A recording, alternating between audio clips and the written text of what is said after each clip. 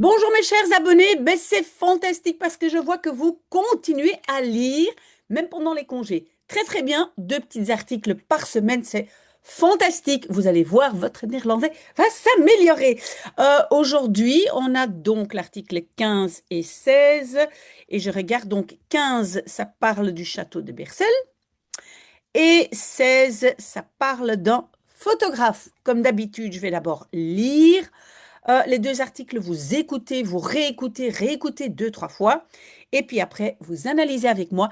Vous le savez, le document se trouve, vous cliquez sur le lien, pardon, ici en dessous, et vous tombez sur l'article. D'accord? On y va. Donc, 15, kasteel met geschiedenis. Ons land heeft veel kastelen en burchten. Sommigen hebben een lange geschiedenis. Dat is zeker zo bij het kasteel van Beersel. Dat is al meer dan 600 jaar oud. Er leefden soldaten en mensen van adel. Het is zeker een bezoek waard. Rond het kasteel van Beersel is er een brede gracht. Die moet het kasteel verdedigen. Er zijn 3 grote torens. Daarin vind je onder meer een ridderzaal en een keuken. De muren van het kasteel zijn heel dik. Er zitten schietgaten in. Alles doet je denken aan ridders en veldslagen. Voor je het kasteel bezoekt, kan je de strip De Schat van Beersel lezen. Het is een historische strip van Suske en Wiske. Ze zijn heel bekende personages in Vlaanderen. Wil je meer informatie? Visit beersel.be. Artikel 16. Slechte fotograaf gezocht. Maak jij soms foto's? Ben je er niet goed in? Dan heb je nu een mooie kans. Het bedrijf Iceland Air zoekt een slechte fotograaf. Die mag 10 dagen door IJsland reizen. Alle kosten zijn betaald. De fotograaf krijgt ook €50.000. Iceland Air wil zo reclame maken voor reizen naar IJsland. Want zelfs de slechtste fotograaf kan geen lelijke foto's van ons mooie land maken, zegt het bedrijf. Je hebt tot 30 april om je als kandidaat in te schrijven. Voilà, voilà, écoutez, réécoutez plusieurs fois, au moins 3 fois normalement.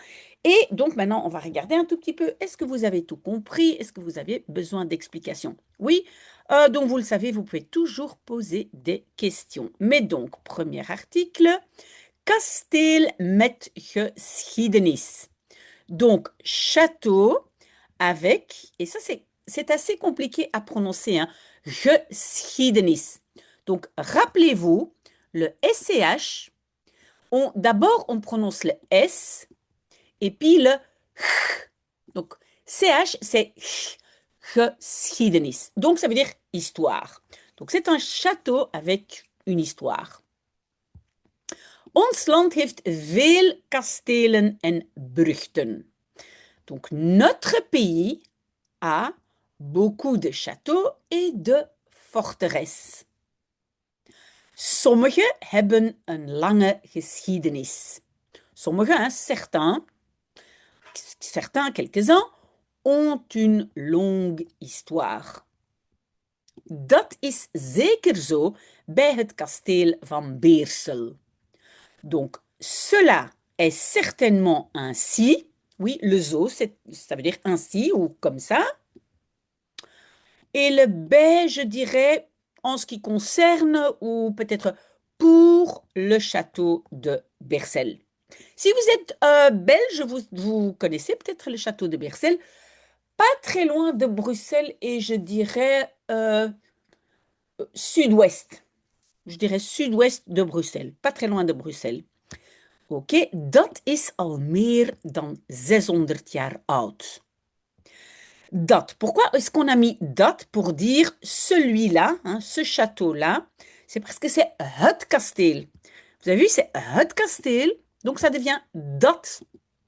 Si c'était de Burgt, hein, par exemple, Burgt c'est de Burgt, alors ça serait die. Ok, donc celui-là est déjà meer dan, plus de 600 ans vieux. Oui, en fait, en français, on ne va pas dire être vieux de, mais donc voilà.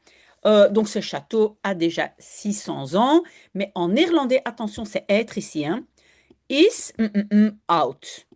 Comme aussi quand on dit son âge, hein, ik ben 10 jaar oud, hein, je pense que vous connaissez cette construction. Leefden soldaten en mensen van adel. Donc c'est un peu la même chose que daar, donc ça veut dire là-bas, dans ce château.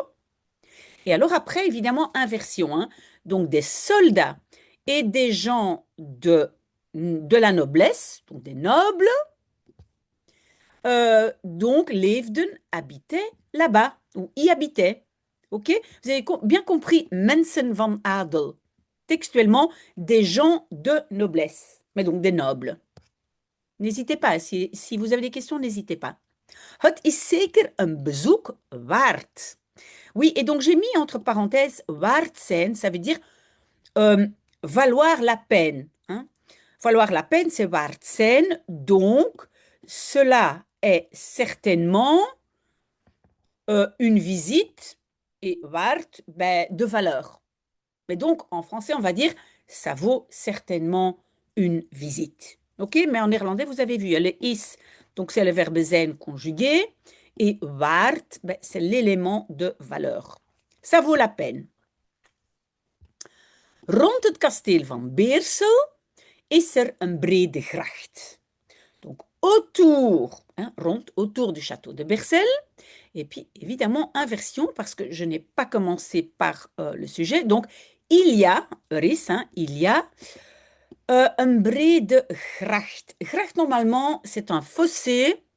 Mais je pense qu'ici, dans le cas d'un château, on dirait plutôt peut-être une douve. Donc, une douve large. Hein, breed, c'est large. Une grande douve ou un grand fossé. D'accord? Die moet het kasteel verdedigen. Donc, celui-là, hein, die gracht, parce que c'est de gracht, doit défendre le château. Et vous avez vu, donc ça c'est le sujet, die, puis j'ai un verbe et le deuxième verbe à la fin, moet verdedigen. Ok? Donc c'est vrai, hein, donc la douve, ça servait à défendre le château. Zijn 3 grote torens. Zijn, il y a, pourquoi c'est zijn? Parce qu'il y a un pluriel qui suit. Hein. Il y a 3 grandes tours. Oui, et j'ai aussi mis entre parenthèses, donc l'adjectif groot peut devenir grote, et c'est la fameuse règle de l'adjectif avec ou sans E. Si vous voulez que je réexplique, demandez-moi ou bien regardez la vidéo que j'ai faite à ce sujet. Daarin vind je onder meer een ridderzaal en een keuken.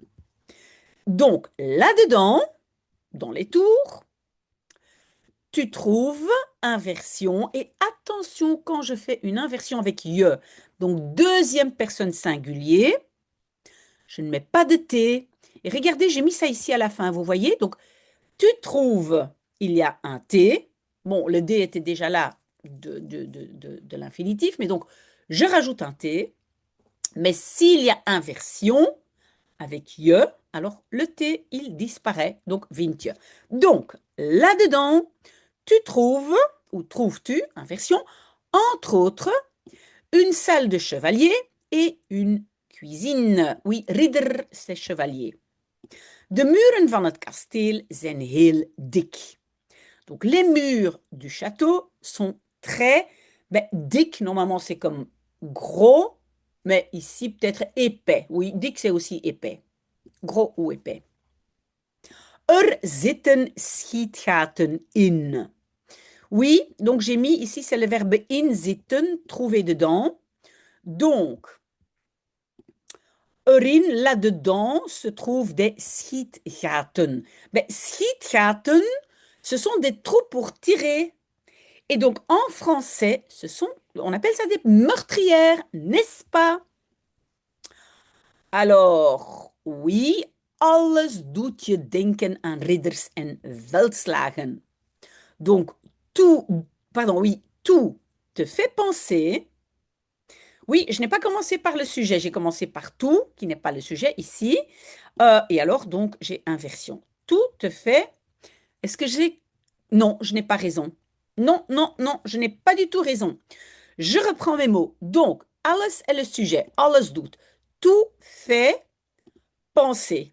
Et le je ici, c'est l'objet. Désolé, pas bien, mais voilà. OK, et alors donc te fait penser à des chevaliers et des batailles. Veldslagen, hein, ce sont des batailles. Alors, qu'est-ce que je dois dire encore? Oui, vous allez vous demander, mais pourquoi le deuxième verbe denken n'est pas à la fin? Je peux le mettre tout à fait à la fin, mais si j'ai une partie avec une préposition, ici, an plus le reste, alors je peux mettre cette partie après le deuxième verbe. Mais je ne suis pas obligée, donc je peux mettre le denken ici. OK? Et alors, attention aussi, en néerlandais, il y a deux verbes pour traduire faire, doen et maken. Et même si on peut donner des explications, je pense que c'est toujours mieux d'apprendre par cœur un peu les situations. Donc, de afwas doen, faire la vaisselle. Je huiswerk maken, hein, faire tes devoirs. Ça va? Alors, voor je het kasteel bezoekt, kan je de strip De Schat van Beersel lezen. Oui, ici, donc ça, c'est la P2. Donc, avant que tu... en néerlandais, on n'a pas de subjonctif. Donc, on va dire avant que tu visites le château. Oui, en français, pardon. En français aussi, ici, le subjonctif et l'indicatif sont identiques. Donc, oubliez ce que j'ai dit. Donc, avant que tu visites, bezoekt le château. Et comme j'ai la P2 devant, je vais faire une inversion. Peux-tu, deuxième verbe à la fin, lire de strip, et strip, c'est une bande dessinée, Le Trésor de Bercel. Oui, très, très chouette. Et d'ailleurs, j'ai mis une photo ici. Très, très chouette bande dessinée. Oui, la photo n'est pas très bonne, mais voilà. Ça, c'est très, très chouette avec ces livres de Bob et Bobette, c'est que les éléments historiques sont corrects. Ben voilà, donc het is een historische strip van Suske en Wiske. Donc c'est un strip, une bande dessinée historique de Bob et Bobette. Oui, en Belgique, même les noms, on les traduit. Donc en flamand, ces deux ici, hein, vous voyez, les deux personnages s'appellent Suske en Wiske. Et en français, Bob et Bobette. Ze zijn heel bekende personages in Vlaanderen. Donc, ils sont des personnages très connus en Flandre. Wil je meer informatie? Veux-tu plus d'informations? Alors, tu vas sur visitebeersel.be. OK? S'il y a des questions, n'hésitez pas. Donc, article 16. Slechte fotograaf gezocht. Donc, gezocht, chercher, rechercher. Donc, on recherche quoi? Un mauvais photographe. OK? Maak jij soms foto's? Fais-tu parfois des photos? Oui, en français, c'est plutôt prends-tu parfois des photos? En néerlandais, faire. Et comme j'ai dit, attention en néerlandais, faire peut être doen et maken. Donc, je pense que le mieux, c'est de retenir foto's maken. Hein? Donc, apprendre le verbe avec le substantif. Donc, tu prends parfois des photos. Maar ben je er niet goed in? Mais tu es pas bon. Et puis erin, ça veut dire là-dedans. Pourquoi on dit là-dedans? Pourquoi il y a le in? Parce qu'en néerlandais, c'est goed zijn in. Être fort en. Être doué pour. Hein? Mais en néerlandais, donc la préposition c'est in. Comme le in ne peut pas rester seul, la préposition, donc je colle un petit R. Donc, mais tu n'es pas très doué pour cela. Dan heb je nu een mooie kans. Alors, tu as, inversion n'est-ce pas, maintenant une bonne chance, une bonne occasion. Oui, et comme je l'ai déjà dit, je hebt, mais avec l'inversion, inversion avec tu, je ne mets pas le T, ça devient heb je. OK? Alors maintenant, c'est ta chance, c'est une bonne occasion. Het bedrijf Iceland Air zoekt een slechte fotograaf. Donc l'entreprise Air Islande, mais donc ça s'appelle Iceland Air, cherche un mauvais photographe. Die mag 10 dagen door IJsland reizen. Die fait référence au photographe. Donc celui-là, si c'était un mot avec het, ça aurait été dat, n'est-ce pas? Donc celui-là peut, deuxième verbe à la fin, voyager 10 jours door c'est un peu à travers l'Islande. Alle kosten zijn betaald. Donc tous les coûts, tous les frais sont payés. De fotograaf krijgt ook 50.000 euro. Donc le photographe reçoit aussi 50.000 euros. Iceland Air wil zo reclame voor reizen naar IJsland maken. Donc, Iceland Air, cette entreprise, veut ainsi, deuxième verbe à la fin, faire, réclame de la publicité pour voyager vers l'Islande. OK? Pourquoi un mauvais photographe? Et on va comprendre. Want zelfs de slechtste fotograaf kan geen lelijke foto's van ons mooie land maken, zegt het bedrijf. Car même le pire des photographes peut ou ne peut pas, parce que c'est léger, ne peut pas, et maken est à la fin, ne peut pas faire ou prendre des photos moches, donc pas jolies, moches, de notre beau pays. Oui, c'est vrai que c'est un très très beau pays, dit l'entreprise. Het bedrijf. Oui, et n'oubliez pas, si j'ai un mot comme bedrijf, deux parties, deux syllabes, commencé par be, ge ou ver, c'est toujours het. J'espère que vous n'aviez pas oublié. Alors, je hebt tot 30 april om je als kandidaat in te schrijven. Donc, tu as jusqu'au 30 avril. Et le omte, c'est pour, hein, pour te, et puis inschrijven, t'inscrire comme candidat. Hein, pour t'inscrire. Alors, attention, le petit te de omte, il est entre la particule et le verbe. Ça, c'est une chose. On a le om, puis tout le reste, et puis te infinitif. D'accord? Oui, et pourquoi le 30 avril? Oui, je vous ai déjà dit parce que ces articles, en fait, je les ai faits pour Maermo en anglais, donc ici en français, j'ai un peu de retard. Donc malheureusement, c'est trop tard. Voilà, mais nous avons fini. J'espère que vous avez appris quelques mots. S'il y a des questions, n'hésitez pas. Voilà, très très bonne journée, très très bon vendredi. Bientôt le week-end. À bientôt. Au revoir.